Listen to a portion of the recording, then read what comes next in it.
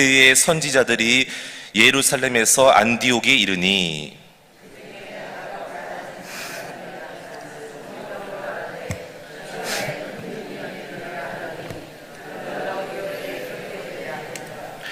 제자들이 각각 그 힘대로 유대에 사는 형제들에게 부조를 보내기로 작정하고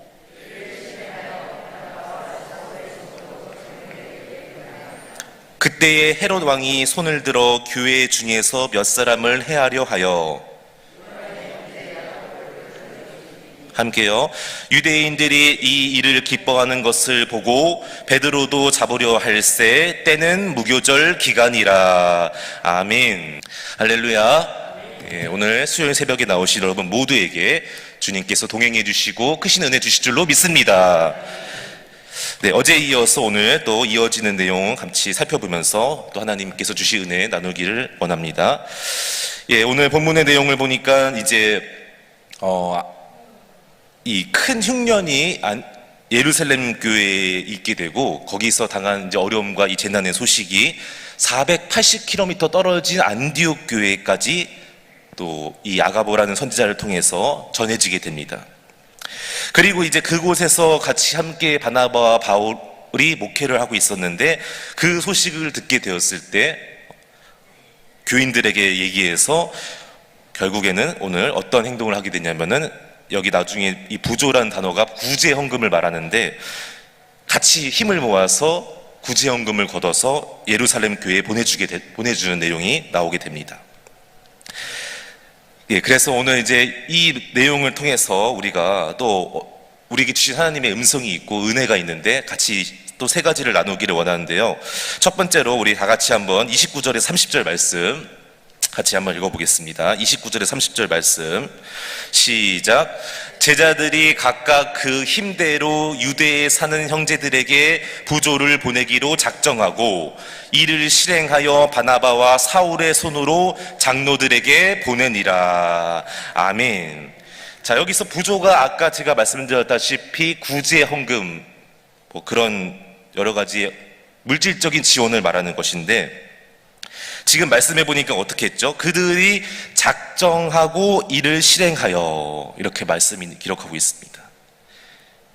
자, 우리가 여기서 이제 짚고 넘어가야 될 부분이 있는데 지금 안디옥 교회는 이방인들로 구성된 교회이고 이방인들의 그런 교회였습니다. 그리고 예루살렘 교회는 유대인들, 이스라엘 사람들이 구성되어 있는 교회였습니다. 안디옥 교회 입장에서 볼 때 이스라엘 사람들 어떻습니까? 유대인들 어떻습니까? 아주 유별난 사람들입니다. 자기들만 스스로 선민이라 말하고 또 그들과 이들은 서로 생활 습관이나 사고 방식이나 문화나 전통이 다 달랐습니다.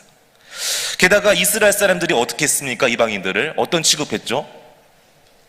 사람 취급하지 않고 무시하고 차별하고 그래서 서로 이렇게 별로 좋은 감정이나 좋은 관계에 있는 게 아닙니다. 그래서 오늘 본문에는 나와 있지는 않지만 아마 안디옥 교인들 가운데 분명히 이런 사람이 있었을 것입니다. 아니, 우리가 왜 저런 사람을 도와야 됩니까? 우리가 왜 예루살렘 교회를 도와야 됩니까? 항상 우리를 차별하고 무시하는 저 사람들을 우리가 힘들다고 왜 도와줘야 됩니까? 그럴 필요 없지 않습니까?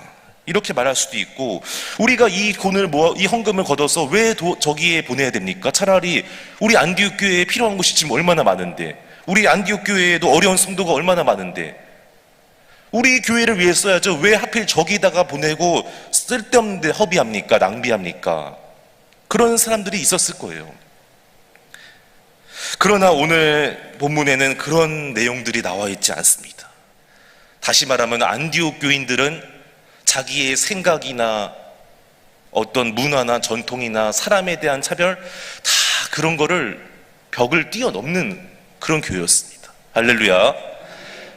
내 생각이나 어떤 나의 아집이나 고집이나 내 관념이나 전통을 뛰어넘어서 상관없다는 거예요. 그동안 우리를 차별하고 무시하고 우리가 더 작은 교회인데 아니 우리가 지원을 받아야지 왜 거기를 지원해 줍니까?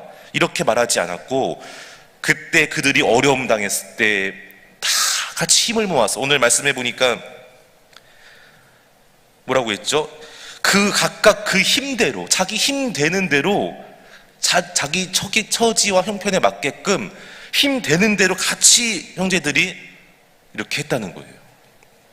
이것은 결코 쉬운 게 아닙니다. 아마 여기 지금 작정하고 실행에 옮겼다고 했는데, 물론 여기서 안디옥 교인들은 그렇지 않았지만 작정만 하고 끝나버릴 수도 있었을 것입니다. 작정만 하고 계획만 세우고 실행에는 옮기지 못할 수도 있었을 것입니다. 충분히 그럴 가능성이 너무나 많았어요. 그러나 안디옥 교회는 그런 교회가 아닙니다. 사람의 벽을, 문화의 장벽을, 내 관습과 우리 전통을 다 뛰어넘어서 누군가 저렇게 어려움 당하고 지금 흉년 때문에 힘들어하고 고통 가운데 있다는 소식을 들었을 때는 다 두 발 벗고 두 손 걷어서 있는 힘을 다해서 같이 모아서 구조하기로 결정했다는 것입니다. 여러분, 예를 들어서 만약에 하나님께서 우리를 죄와 사망에서 구원하시기로 계획하시고 작정만 하시고 실행에 옮기지 않으셨다면 어떻게 되었을까요? 오늘날 우리는 영원한 생명과 구원의 길을, 영원한 생명도 얻지 못하고 구원의 길도 열리지 않았을 것입니다. 그러나 하나님께서는 작정만 하시고 계획만 하신 분이 아니시라 어떻게 했습니까? 예수님을, 하나밖에 없는 아들 예수님을 이 땅에 보내시어서 십자가에 달려 죽기까지 실행으로 옮기신 분이신 줄로 믿습니다. 할렐루야. 계획만 하고 작정만 한 게 아니라 삶으로 실제로 옮겨고 행동하셨다는 거예요. 우리도 그렇게 해야 된다는 거예요. 우리 교회도, 저와 여러분도 계획만 하고 작정만 하는 게 아니라 참된 그리스도인은 삶으로, 실천으로, 행동으로, 행함으로 옮겨야 될 줄로 믿습니다. 말만, 입으로만 하는 게 아니라 정말로 우리 삶의 모습으로 그 말씀대로 살아내야 될 줄로 믿습니다. 날마다 깨어서 기도해야지, 내가 말씀에 순종해야지, 받은 은혜에 감사해야지, 입으로만 말하고 계획하고 작정만 하는 게 아니라 정말로 그렇게 살아야 된다는 거예요. 오늘 안디옥 교회의 이 모습이 바로 우리에게 그런 음성을, 그런 메시지를 주고 있는 것입니다. 그래서 어떤 책에 보니까 믿음의 여정은 그냥 가만히 있으면 알아서 열리는 게 아니라 내가 믿음으로 살기로 결단하고 작정했으면은 그 길을 걸어가고 최선을 다할 때에, 정말로 삶의 자리에서 그 길을 걸어가면서 한 걸음 한 걸음 나아갈 때에 그때 주님께서 내 앞길을 열어주신다. 할렐루야. 이게 믿음의 여정이라는 거예요. 그냥 가만히 있으면서 알아서 다 해주시겠지, 이게 아니라 내가 결단하고 작정했으면은 정말로 삶의 자리에서 기도하고 깨어서 말씀대로 순종하면서 살아내는 그 한 걸음 걸음을 걸어 나갈 때에 그때 주님께서 그 내 모습을 보시고 내 앞길을 평안하게, 형통하게 열어주실 줄로 믿습니다. 그래서 우리가 이렇게 오늘 첫 번째는 어떤 일을 작정하고 계획하고 거기서 끝나는 게 아니라 실행에 옮겨야 된다. 그런데 더 중요한 것이 있습니다. 그게 무엇입니까? 바로 하나님의 말씀 안에서 계획하고 작정하고 실행에 옮겨야 된다는 거예요. 그냥 내 맘대로 계획하고 작정하고 실행에 옮기는 게 아니라 하나님의 말씀 안에서 계획하고 작정하고 실행에 옮겨야 된다는 것이죠. 언제나 말씀을 중심으로 생각하게 되시고 계획하게 되시기를 주님의 이름으로 축복합니다. 행동으로 옮길 때도 항상 하나님께 여쭤보고 기도하고 말씀을 묵상하면서 그렇게 해야 될 줄로 믿습니다. 이렇게 할 때 오늘 정말로 이들의 이러한 계획과 작정으로 끝난 게 아니라 결국 이 사람들의 손을 통해서 전달이 되었고 실행에 옮겨진 것처럼 저 여러분의 모든 계획이 있지 않습니까? 벌써 이제 7월 말을 향해 가고 있는데 올 연초에 계획했던 것들 있지 않습니까? 가정이나 사업장이나 여러분의 삶의 자리에서 자녀의 앞날일 가운데에도 그렇고 여러 가지로 여러분이 계획하고 작정한 올해의 것들이 있는데 연초에 다 그런 것들이 있을 거라고 생각을 하는데 다시 한번 오늘 이 말씀 붙잡고 계획하고 작정하신 게 있다면 주님 앞에서 다시 한번 그것을 위해서 몸부림치면서 최선을 다해서 실천과 행동으로 옮기게 되시기를 주님의 이름으로 축복합니다. 네, 두 번째로 오늘 다시 한번 29절 30절 말씀 읽어보겠습니다. 본문 29절 30절 말씀 시작. 제자들이 각각 그 힘대로 유대에 사는 형제들에게 부조를 보내기로 작정하고 이를 실행하여 바나바와 사울의 손으로 장로들에게 보내니라. 아멘. 자, 지금 여기에 이제 말씀해 보니까 480km 떨어진 곳으로 안디옥 교회에서 예루살렘 교회로 보내게 됐는데, 구제연금을 보내게 됐는데 어떻게 기록을 하고 있죠? 바나바와 사울의 손으로. 저는 이게 좀 표현이 이상하더라고요. 그냥 바나바와 사울을 통해서 보냈다 이러면 됐는데 왜 굳이 바나바와 사울의 손으로 보냈다? 누가는 왜 이렇게 손을 강조했을까요? 예를 들어서 제가 제 교회에 나올 때 성경책을 들고 왔다 이렇게 말을 할 때 그냥 제가 성경책을 들고 왔습니다 이러면 되는데 제가 제 손으로 성경책을 들고 왔습니다. 이거 무슨 말이에요? 제 손을 지금 어떻게 말하고 있는 거예요? 강조하는 거죠. 굳이 제 손이라는 단어를 쓸 필요가 없는데 제가 제 손으로 꽉 잡아서 성경책을 품에 안고 왔습니다. 이거는요, 이 손이라는 말이 그냥 쓰는 게 아니라 강조하고 있다는 거예요. 그렇습니다. 지금 여기서 누가가 이것을 강조한 거예요. 그냥 바나바와 사울 통해서 보냈다 이게 아니라 지금 이 사울의 손, 바울의 손을 강조하고 있는 거죠. 여러분, 원래 예전에 사울은 어떤 사람이었습니까? 이 사울의 손은 어떤 손이었습니까? 예수 믿는 사람 잡아 죽이고 옥에 가두고 핍박하는 그런 손이었습니다. 자기 멋대로 자기의 그런 잘못된 생각에 사로잡혀서 자기의 명예와 이익만을 위해서 많은 사람들을 더 잡아서 예수 믿는 사람을 색출하고 옥에 가두고 심지어 죽이고 스데반 집사도 돌로 쳐 죽일 때 앞장서서 했던 그 손이었습니다. 돌로 쳐 죽이는 손이었습니다. 그런데 그런 사람이 이제 예수님 만나고 완전히 변화돼서 새 사람이 되니까 이 바울의 손이 어떤 손이 되었습니까?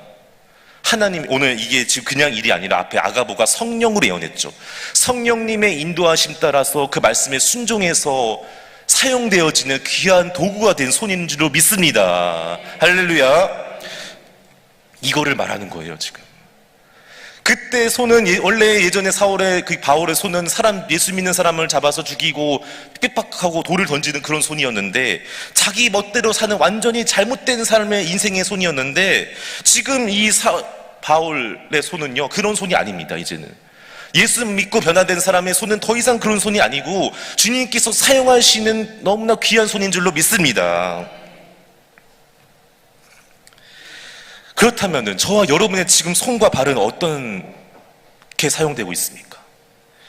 그저 돈을 많이 벌고 더 많은 건강 위해서 나의 좋은 삶을 살기 위해서만 사용되어지는 손과 발입니까? 아니면은 그걸 뛰어넘어서 하나님의 나라와 하나님의 일을 위하여 열심히 섬기고 봉사하고 충성하시는 손과 발입니까?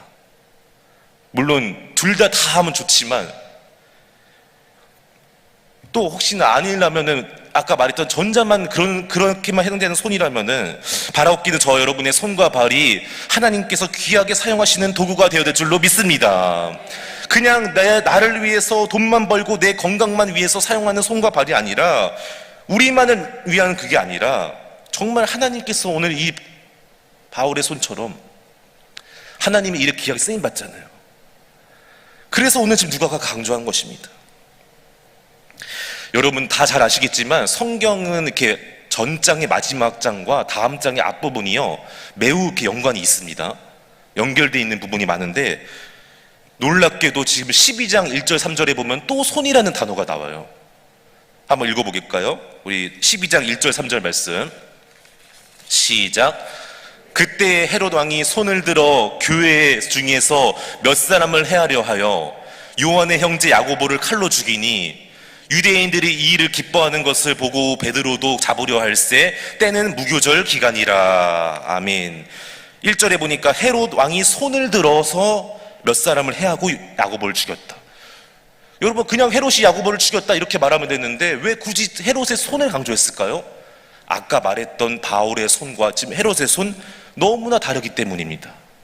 지금 여기 본문에 나오는 헤롯은 어떻게 행동하고 있는 것이냐면은 이 당시 헤롯이 그 유대인들, 이스라엘 사람들을 향해서 친유대 정책을 썼어요. 이들에게 환심을 사고 싶고 이들에게 잘 보이고 싶어서 이들이 좋아하는 행동들을 많이 했는데 가만히 보니까 이 사람들이 이 그리스도인들을 싫어하는 거예요. 예수 믿는 사람을 싫어하는 거예요. 아 그래? 내가 그럼 예수 믿는 사람들 잡아서 다 죽여야겠다. 그래갖고 막 이렇게 예수 그렇게 했더니 몇 사람을 해했더니 너무나 다들 어떻게 했다고요? 유대인들이 이 일을 기뻐하는 것을 보고 너무 좋은 거예요. 이 사람들이 기뻐하는구나. 좋아. 12제자 가운데 수제자인 베드로, 지금 예루살렘 교회의 리더인 이 베드로를 내가 잡아서 죽여야겠다. 또 마음 먹고 지금 이제 옥에 가두는 거예요. 이게 어떤 손입니까 지금? 완전히 그냥 자기에 사로잡혀서 자기의 그런 중심적으로 자기의 명예와 이익만을 위해서 하나님이 이거 뭐가 없는 거예요. 예수 믿는 사람 다 잡아 죽이고 베드로도 이제 잡아서 죽이려고 하는, 다시 말하면 자기 멋대로 사는 지금 그런 인생 아닙니까? 자기 욕망에 사로잡힌 손 아닙니까? 여러분, 손과 발이라고 다 똑같은 손과 발입니까? 어떤 사람의 손과 발은요 사람을 죽이는데 지금 사용되어져 있고요, 또 어떤 사람의 손과 발은요 하나님의 일을 위해 헌신하고 수고하고 온 힘을 다하는 데 사용되어진 줄로 믿습니다. 저와 여러분 전자가 아니라 후자가 되기를 간절히 소망합니다.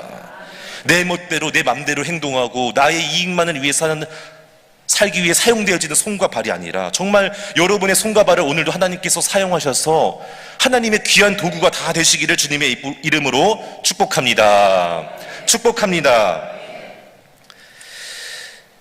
그래서 로마서 6장 13절에 보면은 우리의 지체를 하나님의 의의 무기로 드려라, 이런 말씀이 있습니다. 그게 거기서 무기가 뭐냐면요 결국 도구예요. 도구.